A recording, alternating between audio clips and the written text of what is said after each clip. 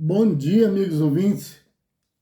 Estamos dando início aqui à gravação da live de hoje, na qual hoje nós vamos falar das mudanças que têm acontecido sempre, né? Sempre está acontecendo mudanças. Mudanças como?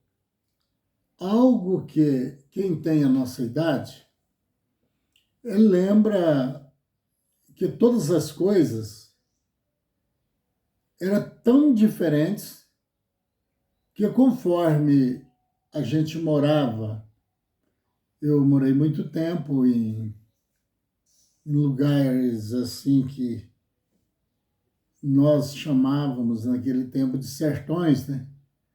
Lugar deserto de pessoas e fazendas, mas era de pouca comunicação, e era mais isolado, não é isso? Naquele tempo, tinha menos médico. As pessoas geralmente não tinham muito acesso à medicina da alopatia. Então, ali cada pessoa daquela época teria que ter nele um pouco de médico, certo? Então, as pessoas sempre viviam mais. Não estou condenando médicos nenhum. Não estou me metendo na área da medicina da alopatia. Eu estou falando que a gente não tinha contato por causa da distância e também porque não tinha necessidade de ir ao médico. Não tinha. As pessoas viviam mais. Doenças de coluna ninguém conhecia, ninguém sabia. Doía-se o corpo por causa de trabalhos forçados, pesos, era assim. Mas não que fosse isso reconhecido como uma doença, porque quando fosse, tomava um chá, alguma coisa, tinha uma mania lá de tomar um suador, né, que nós falávamos assim, então esquentava uma água, punha debaixo ali da cama, a pessoa tomava aquele suador ali e tal, e alguma coisa assim. Não estou dizendo que isso curava toda doença não, viu? E não estou ensinando medicina também não. Eu quero ter o direito de falar pelo menos o que eu vi passando. Eu estou contando, eu não estou aplicando.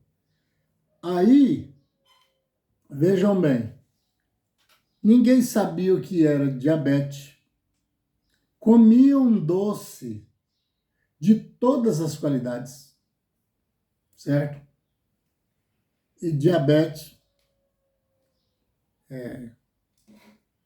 não existia no conhecimento de ninguém. Não tinha o chamado colesterol alto, né? Ruim. Ninguém sabia desse problema. A doença mais conhecida daquela época poderia ser fígado, por causa de malárias, que às vezes dava em certos lugares, então, mas as pessoas curavam lá na roça mesmo, com chás, né? A gente aprendeu muito naquele tempo, chás bom para o fígado, né? Para a saúde do fígado. Olha, a maioria dessas doenças faladas hoje era algo até de brincadeira naquele tempo, se fosse falar dessa vida que parece evolutiva hoje, né? Mas que de evolução, na verdade, algo tem até bastante contribuído, mas também junto com o que foi de bom, da ciência boa, veio também o mal juntos. O sistema alimentar daquele tempo era rústico, era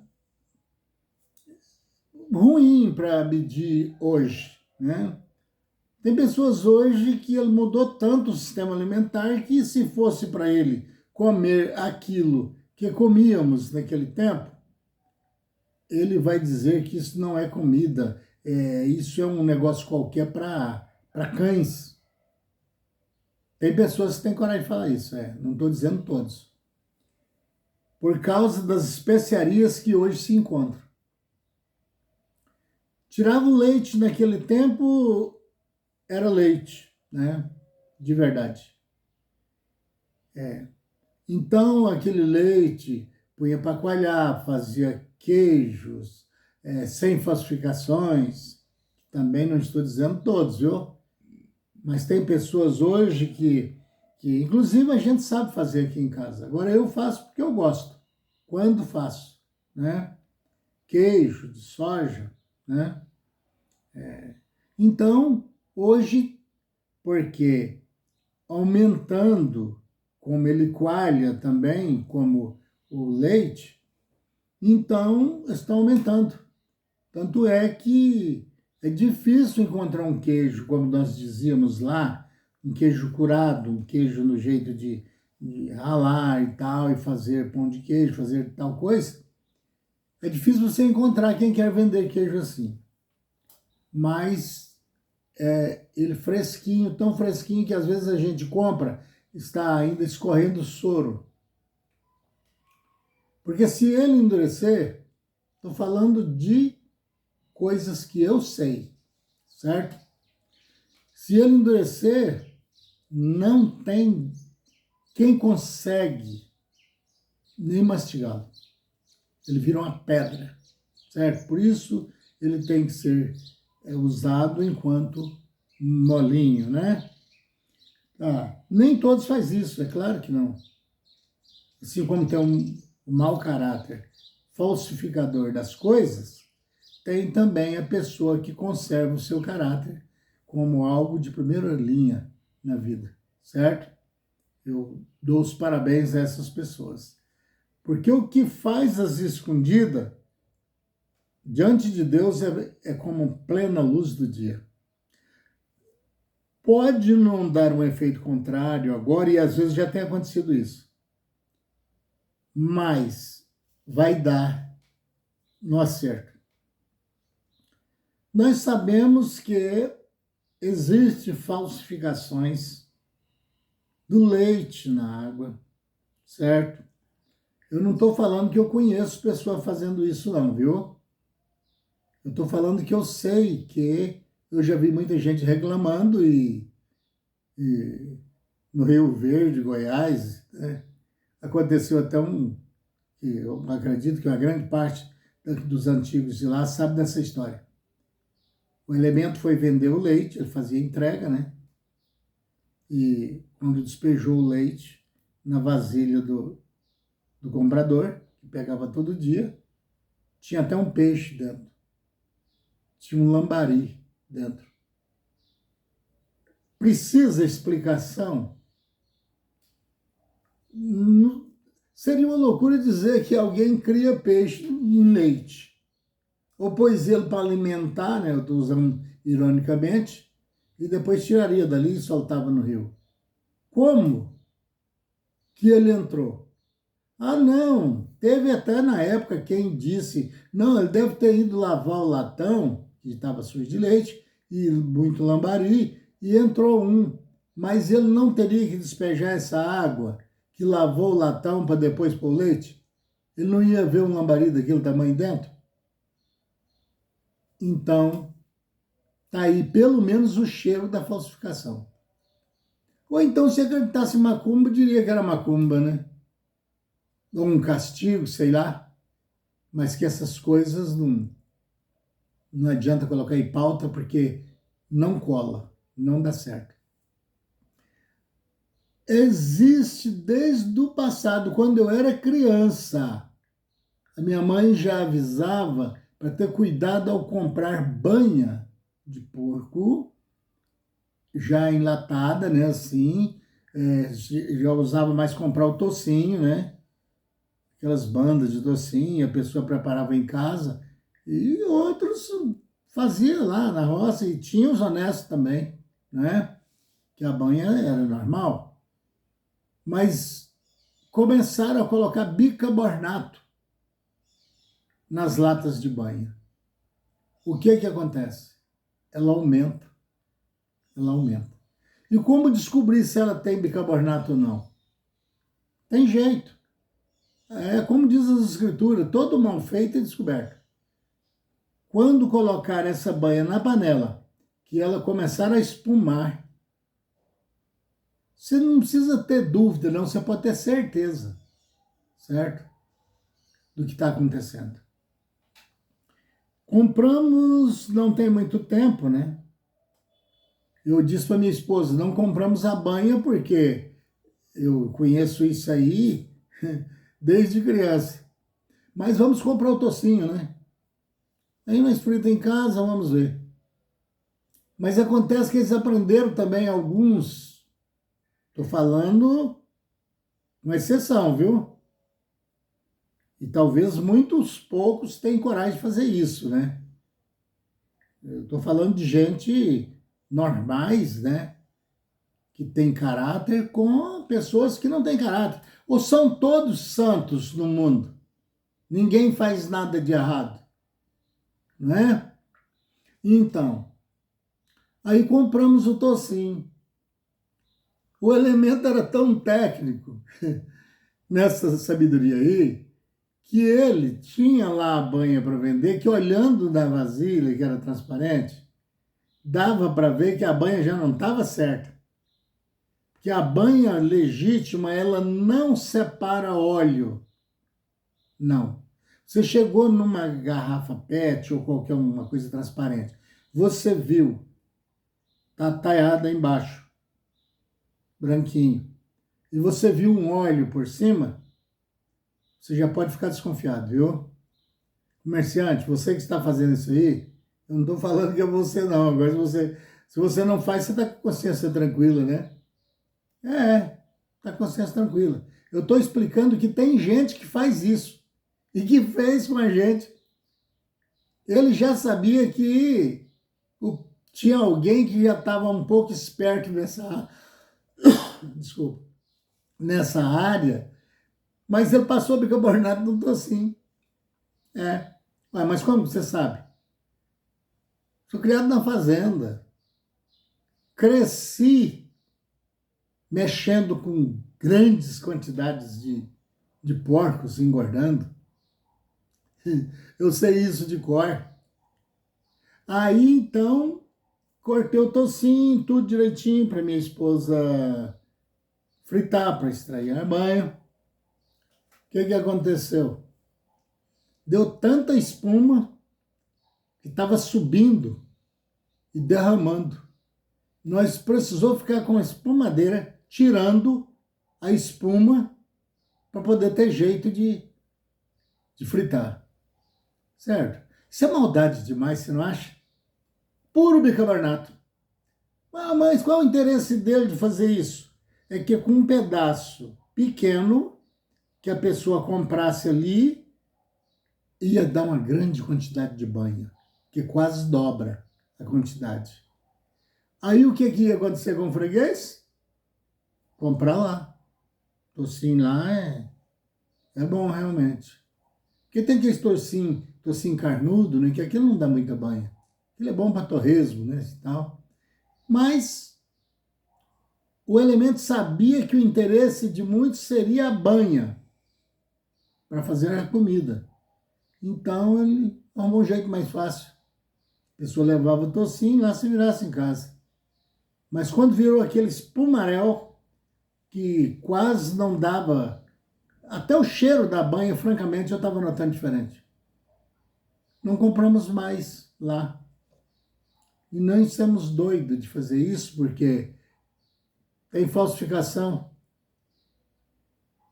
Tornou-se mais ou menos parecido híbrido, não é original, é criatividade do mal. Isso lá vem mostrando isso, entendeu? Nem o alumínio que é feito, panelas de alumínio, é mais o puro alumínio. Ele tem algo que é derretido juntos para fazer que o alumínio aumenta. O que eu quero fazer com isso? Atrapalhar o comércio dos outros? Não é mostrar as diferenças que vai acontecendo. Se acontecesse diferença só para o lado do bem, não, maravilha. Mas acontece que as diferenças que está acontecendo é para o lado do mal. É aumentando cada vez mal, golpes, maldades, entendeu?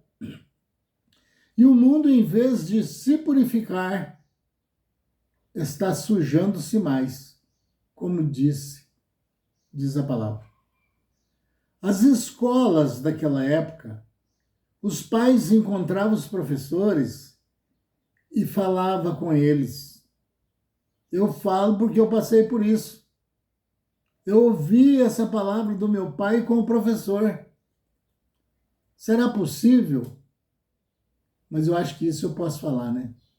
Estou falando de mim, e quando falo dos outros, eu não estou condenando ninguém, faça o que quiser da sua vida, certo? Mas eu estou mostrando os perigos. Então os pais chegavam no professor e diziam para eles, porque naquela época não era muito usado professora, era só professor, né? Tanto que quando chegou para um vilarejozinho que a gente estudava, tinha umas 8, 10 casas lá, porque tinha uma igreja católica ali, e aqueles sitiantes, aqueles fazendeiros, vinham ali quando o padre ia lá, né? Então, eles iam ali. E ali era usado a própria igreja católica como grupo escolar. A gente estudava ali. E foi enviado para lá para dividir o turno, porque estava muito pesado para um professor só, professor Francisco, que eu agradeço muito, não está mais nesse mundo, mas o que ele me fez foi muito gratificante, me ensinando alguma coisa para quem vivia lá no deserto. Então mandou uma professora, que na cidade já estava se tornando comum. Então tinha bastante professora. Mandou. Os próprios pais, por falta de conhecimento, né? Não é discriminação.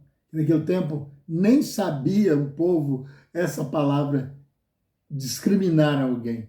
Não.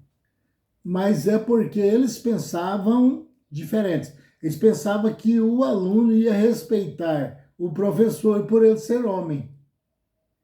Entendeu? Eles teriam um certo medo. Porque também o próprio aluno já tinha assistido de frente o pai entregando o aluno ao professor e dizendo: trate-o como fosse o seu filho, certo? Então o professor, ele corrigia aquela criança e não tinha nada de ensinar para crianças coisas indevidas, desnecessárias, baixa, um conhecimento atrasado, que está lá no tempo dos pré-históricos. Ah, mas você está acabando com as escolas? Não, não estou. Eu estou simplesmente falando de algo que está naquele tempo. Eu não estou falando que tudo que ensinavam lá era errado, não. Porque as coisas que nos ensinam, nós adotamos. E tem coisa que eu recebo como aprendizagem que eu não devia nem ter visto falar. Que eu ouvir, acho interessante e adoto e depois me dou mal. Agora imagina você, uma criança, no seu começo de vida, ele começar a ouvir coisas que não tem nada a ver com nada da sua vida que está vindo quando se tornar um jovem. Ou seja, passou batido, como diz o ditado. Porque nas escolas, o sistema pedagógico, de modo geral,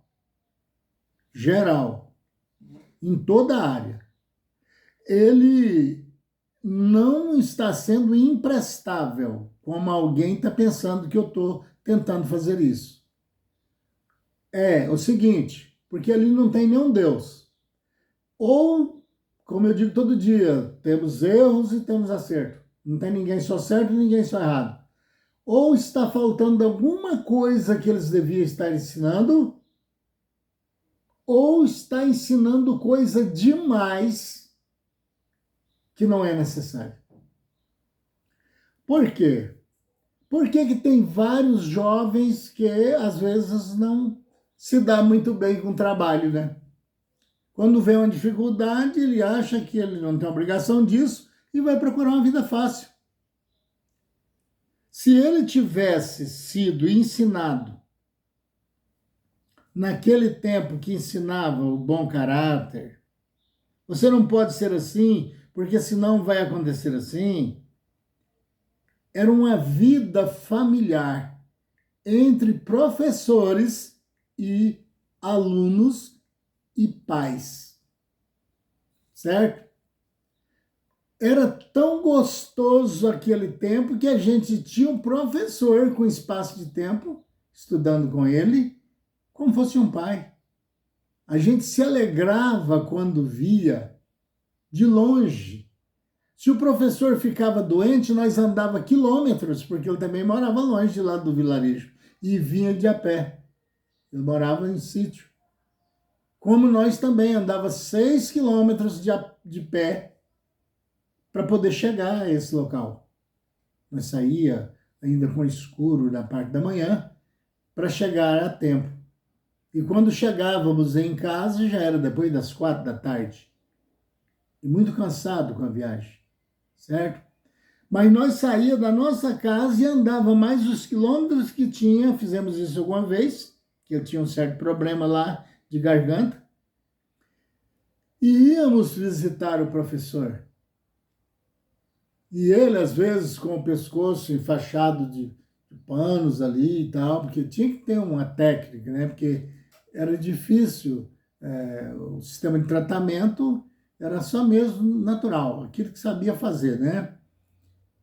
Ele levantava naquele carinho de pai para filho e nos recebia grupos, que nós saía passando na casa daqueles que era mais perto e convidando para visitar o professor.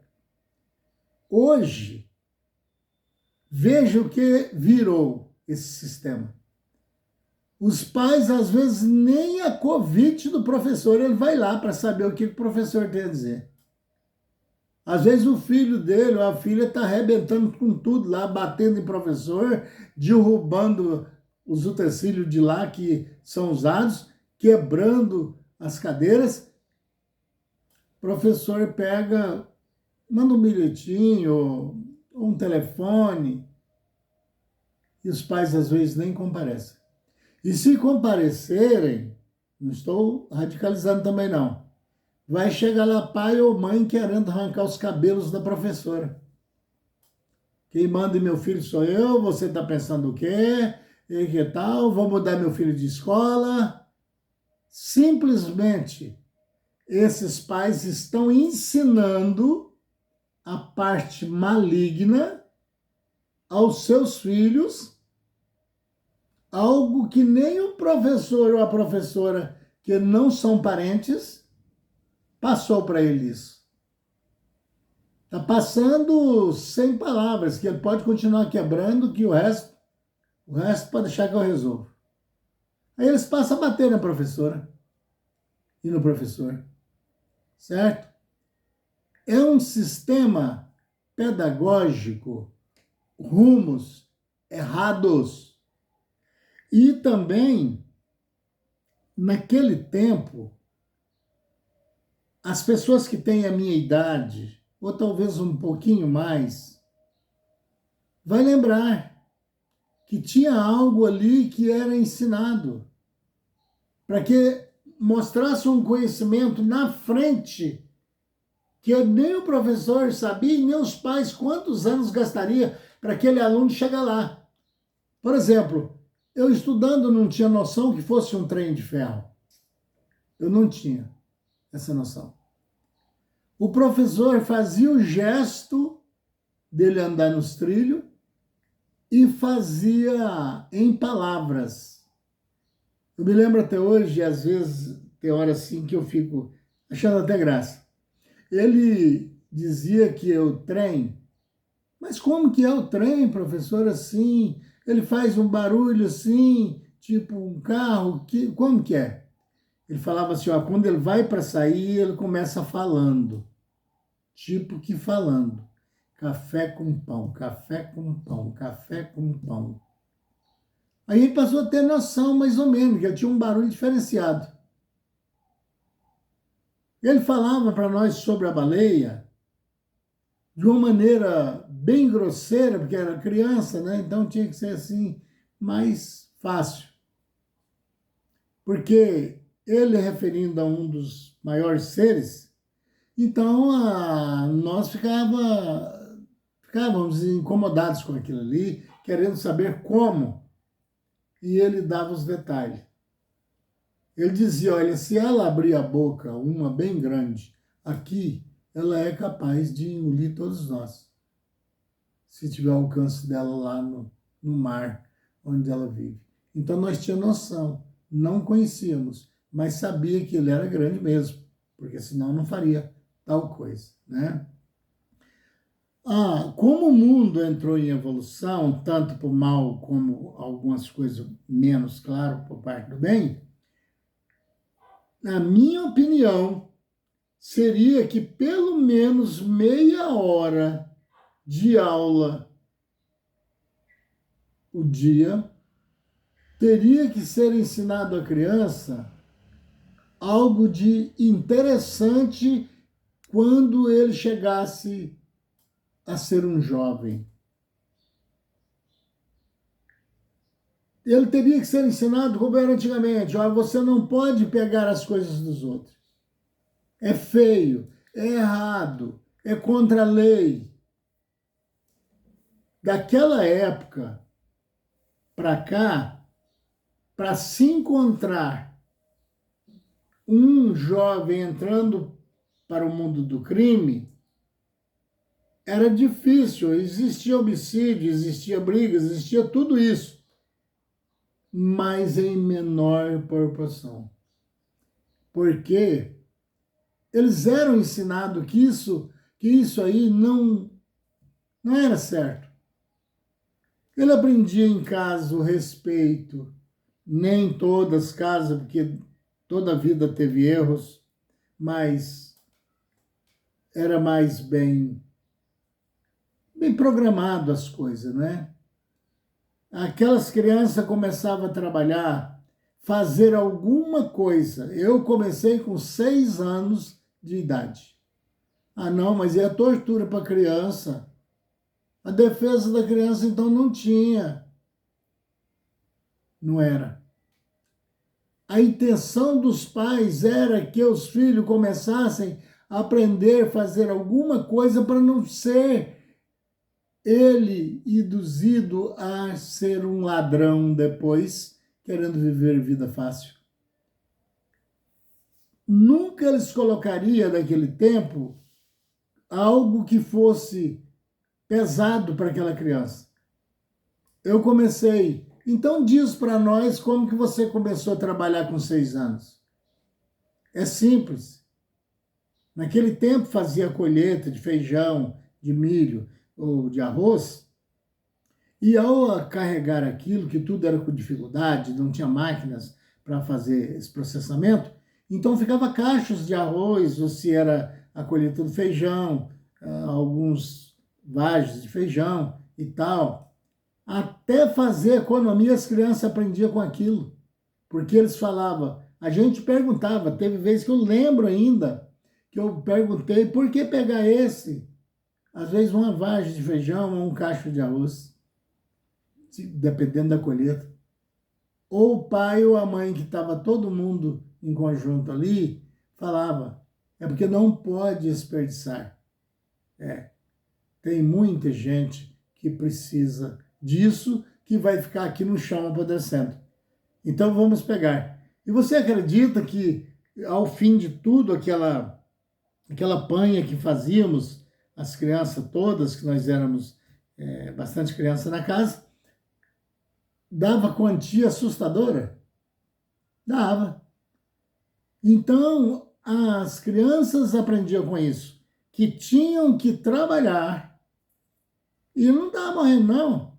6 aninhos dá conta de pegar um cacho de arroz ou vai pôr ele sofrendo da coluna? O que põe sofrendo da coluna é os maus ensinos de hoje, que as pessoas entram pelo caminho errado. Ele não sabe nada de política porque não estuda política. Por isso ele vota em quem aparecer na frente dele. E ele não aprendeu na prática e vivenciando aquilo, que é trabalhando, é que o ser tem a sua sobrevivência, o ser humano. Tem muitos aí pensando que é tomando dos outros é que ele vai se dar bem. Amigo ouvinte, é impossível falar das mudanças. Tenho tantas aqui, algumas nem posso falar, porque vai atingir alguma área, né? Mas a gente vai falando na medida do possível. Eu quero agradecer vocês pelo carinho de ver as minhas lives. E quero dizer, se você gostou, deixe o like, compartilhe, se inscreva no canal e que assista todas. Um dia você abre, vê uma, vê a outra. Em uma delas você vai encontrar alguma coisa interessante, certo? E você vai ver que o que eu estou falando está na mesma linha, tentando descobrir maneiras que sejam benéficas. Eu quero agradecê-los e com muito carinho a todos vocês.